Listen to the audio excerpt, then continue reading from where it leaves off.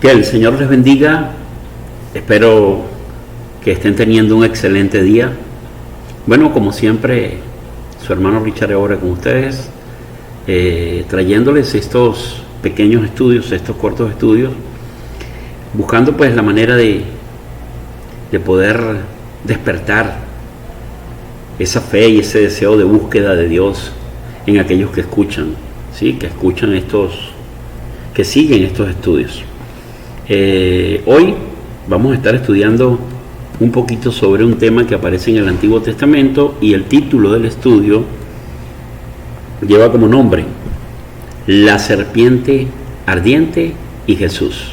Vamos a estar estudiando este tema que aparece en Números, en el libro de Números, y vamos a leer inmediatamente el relato de lo acontecido, de lo sucedido en ese lugar, y vamos a estar considerando algunas cosas.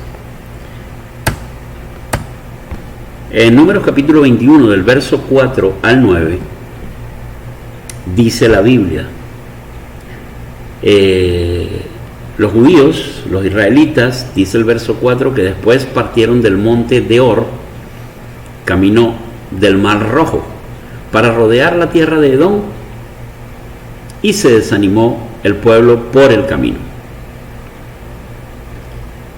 Y habló el pueblo contra Dios y contra Moisés: ¿por qué nos hiciste subir de Egipto para que muramos en este desierto? Pues no hay pan ni agua, y nuestra alma tiene fastidio de este pan tan liviano.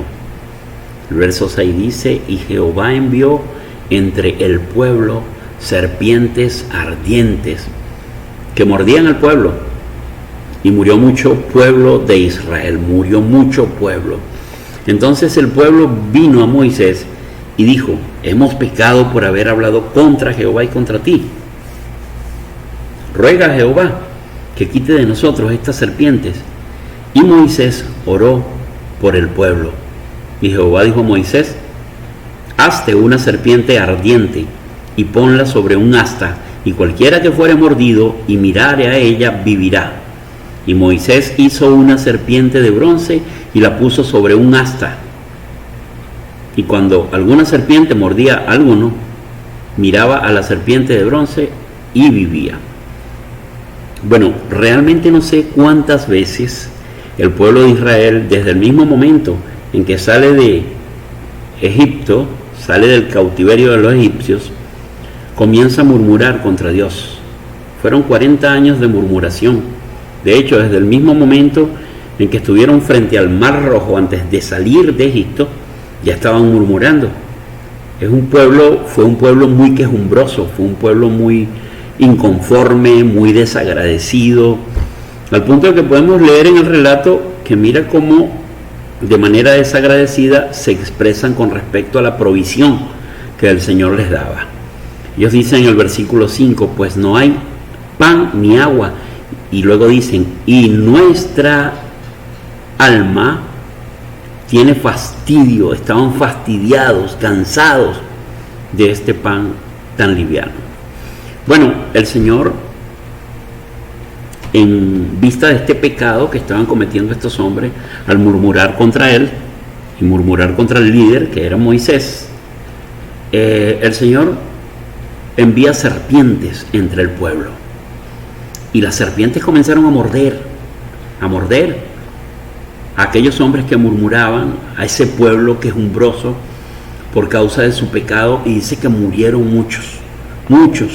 Pero luego estamos viendo la ira de Dios, entendiendo la ira del Señor, le pidieron a Moisés que hiciera una oración o que clamara a Dios para que cesaran las serpientes. Y luego dice que Moisés oró y el Señor le mandó a levantar en un asta, en un poste, le mandó a levantar una serpiente de bronce. Fíjense que el Señor muy bien pudo haber dicho: bueno, desaparecemos la serpiente y listo, ya. ¿Sí? El Señor tenía el poder para desaparecer la serpiente y acabar con el problema. Pero es curioso acá que el Señor no acaba con la serpiente ni las desaparece. sino que la solución fue levantar un asta y en ella una serpiente de bronce, dándole instrucciones a Moisés que aquellas personas que eran mordidas por las serpientes y miraran el asta o miraran a la serpiente de bronce, estas personas iban a vivir o iban a sobrevivir a la mordedura de la serpiente.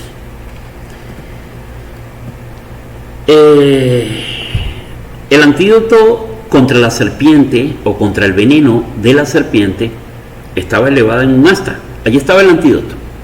No era un suero antiofídico. No. Y la solución no era que el Señor, por la oración de Moisés, acabara, matara o desapareciera la serpiente. El antídoto estaba allí, en esa asta que estaba elevada con una serpiente de bronce. No era necesario subir al poste a tomar el antídoto. Solo con mirarlo la persona se salvaba. Solo tenían que mirar. Y fíjense que Dios no quitó las serpientes de entre los hombres. Si alguno era mordido, solamente debía usar el antídoto. Es decir, mirar a la serpiente de bronce. Y ya, mirándola, era sanado, era curado, era salvado de la mordedura. En 1 Corintios capítulo 10, en el verso 6, desde el verso 6 al 12, podemos leer al apóstol Pablo, que dice lo siguiente. Pablo dice: mas estas cosas sucedieron como ejemplos para nosotros, para que no codiciemos cosas malas como ellos codiciaron. Noten esto. Pablo dice que las cosas que sucedieron a los antiguos sirven como ejemplos para nosotros, y nos incluimos nosotros como iglesia, ¿verdad? Para que no codiciemos cosas malas como ellos codiciaron. Y esto tiene una aplicación directa, fíjense, tiene una aplicación directa a los cristianos de la iglesia de Corintio, y por ende tiene una aplicación también a las iglesias actuales. El verso 7 dice: ni seáis idólatras como algunos de ellos, según está escrito, se sentó el pueblo a comer y a beber y se levantó a jugar. Bueno, esto sucedió cuando Moisés subió al monte a recibir la ley, y estos hombres abajo nuevamente le pidieron a Aarón que les edificara un becerro, y esta gente, bueno, celebrándole culto al becerro, luego se sentaron a comer y a beber, ¿sí? Y así se desentendían de la ley de Dios, siguiendo sus propios deseos carnales. Y acá dice que no seamos como esos. Y luego dice el verso 8: ni forniquemos como algunos de ellos fornicaron y cayeron en un día 23,000. Imagínense, 23,000 personas murieron en un día por causa de estos pecados. Y luego dice: ni tentemos al Señor como también algunos de ellos le tentaron y perecieron por las serpientes. No murmuréis como algunos de ellos murmuraron y perecieron por el destructor. Y estas cosas les acontecieron como ejemplo, y están escritas para amonestarnos a nosotros, a quienes han alcanzado los fines de los siglos. A nosotros, a quienes han alcanzado los fines de los siglos. Así que el que piensa estar firme,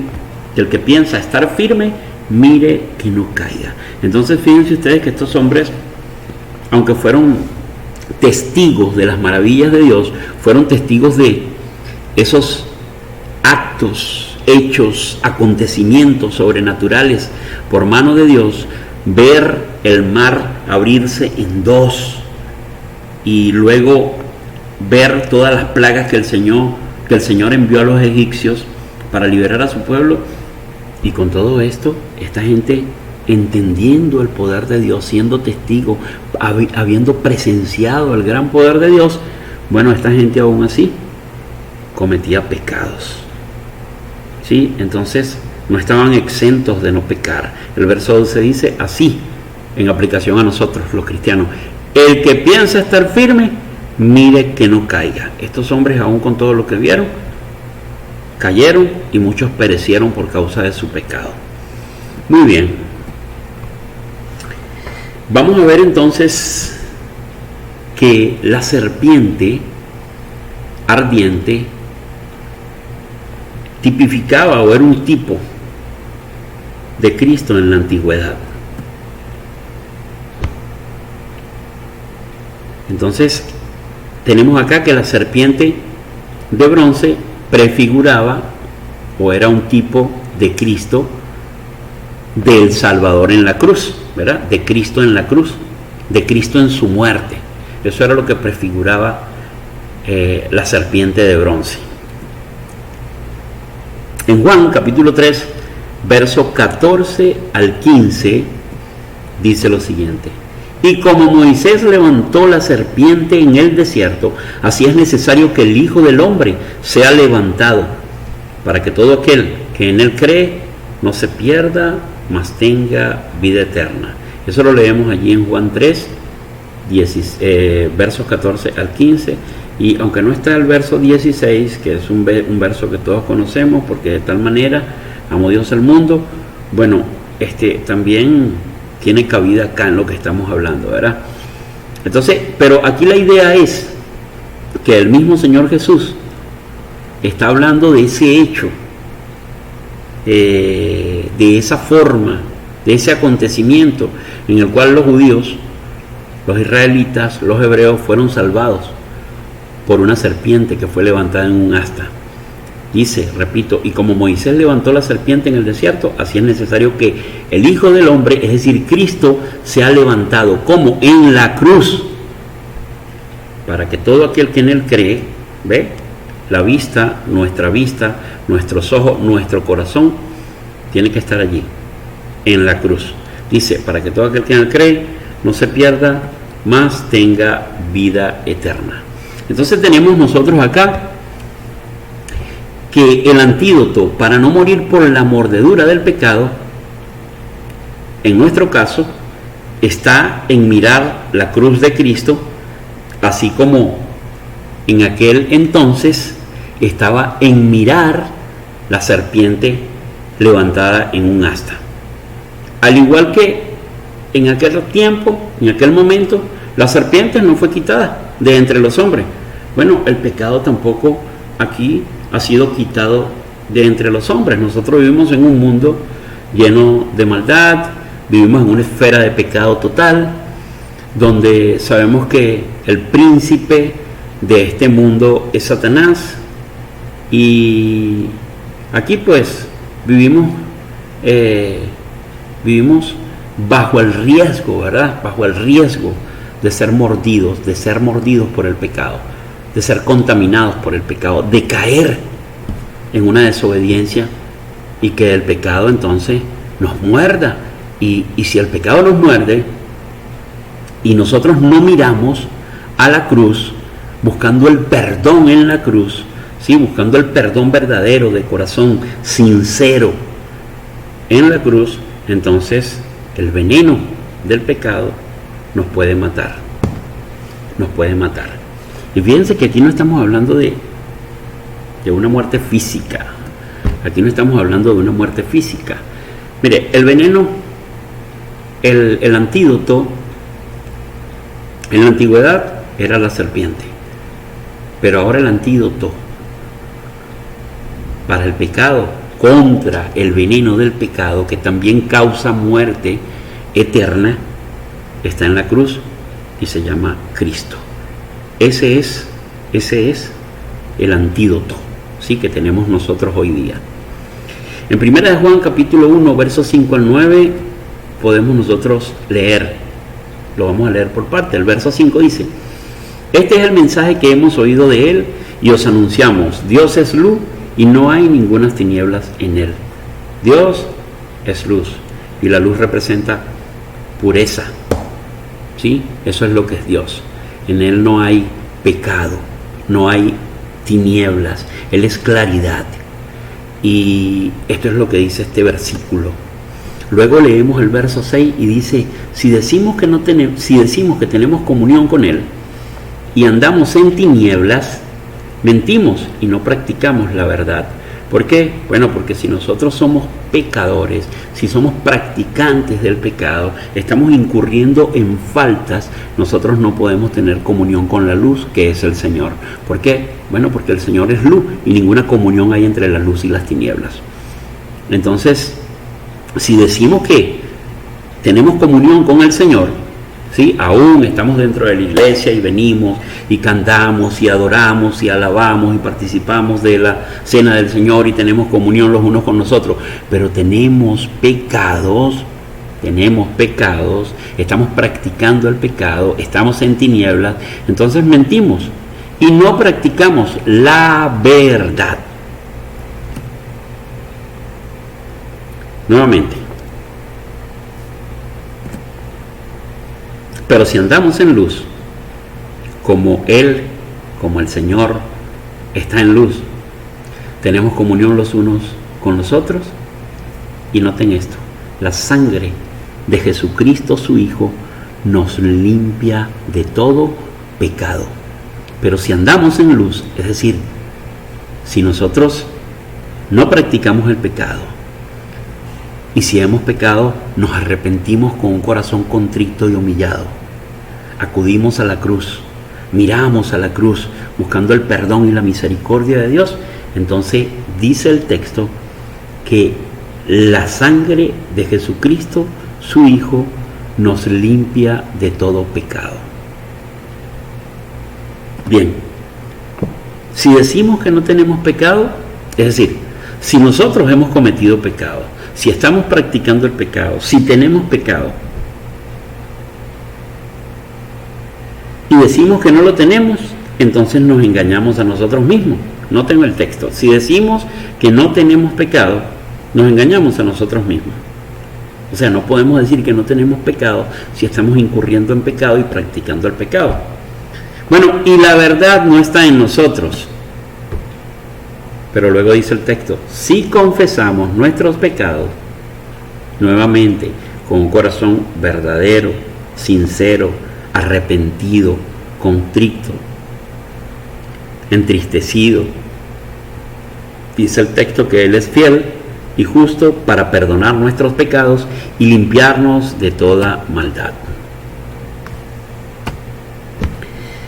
El pecado es un mal que se debe atacar con urgencia y determinación, ya que contiene un veneno letal al cual, si no se le aplica el antídoto correcto, nos causará la muerte tanto a no cristianos como a cristianos.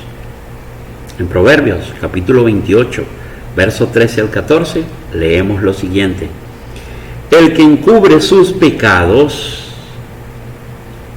no prosperará, mas el que los confiesa y se aparta alcanzará misericordia. Y aquí la idea de confesar el pecado no es como la confesión auricular que enseñan en la Iglesia Católica. Si usted tiene pecados personales, en secreto, en su corazón, en su carácter, si de alguna manera ha faltado a Dios, y aunque ese pecado no está develado a la iglesia, pero usted lo reconoce en su corazón, mi estimado, la idea es acudir a la cruz buscando el antídoto, buscando el perdón, buscando la misericordia de Dios, confesando los pecados y apartarse del mismo para poder alcanzar misericordia. Eso es lo que dice este texto. Y luego dice el 14, bienaventurado el hombre que siempre está temeroso, mas el que endurece su corazón caerá en mal. Y la idea pues es que si reconocemos nuestros pecados, entonces no debemos nosotros aferrarnos a ellos, ¿sí? Ni endurecernos, ni crear una coraza alrededor del pecado. No, el pecado nosotros debemos sacarlo a la luz, confesarlo a nuestro Dios y trabajar duro para que este mal, este veneno, ¿sí?, que inyecta este pecado no tenga ese efecto en nuestras vidas y vaya a perturbar nuestra eternidad con el Señor en el reino de los cielos.